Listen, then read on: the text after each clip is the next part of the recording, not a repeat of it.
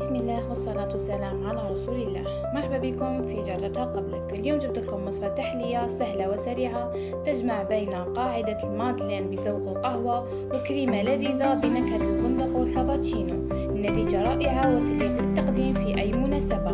خليكم معايا شوفوا الطريقة خطوة بخطوة. أولا نقوم بتحضير الكريمة.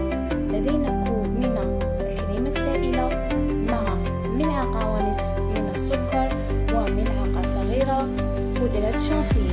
نقوم بخفق حتى تصبح متماسكة.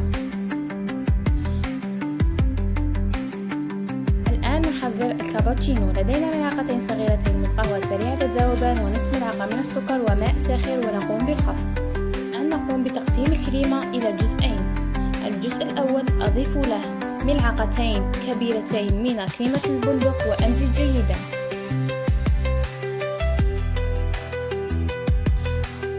أما الجزء الثاني أقوم بإضافة له الكابتشينو الذي حضرناه ونمزج جيدا.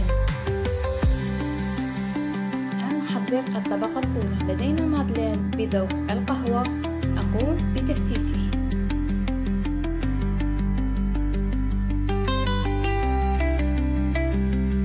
كذلك في الكؤوس أقوم بوضع الطبقة الأولى من المادلين.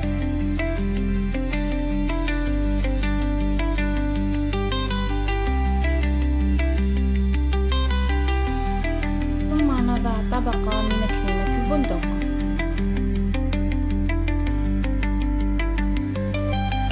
الآن نضيف الطبقة الأخيرة من كريمة الكابتشينو.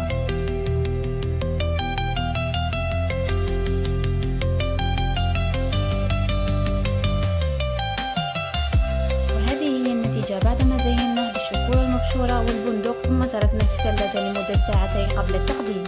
كانت هذه وصفتنا لليوم، تحلية خفيفة لذيذة وسهلة التحضير. بصراحة شحال بنينة ما شاء الله. ما تنساوش تجربوها وتشاركوني رأيكم في التعليقات وتشتركوا في القناة باش يوصلكم كل جديد.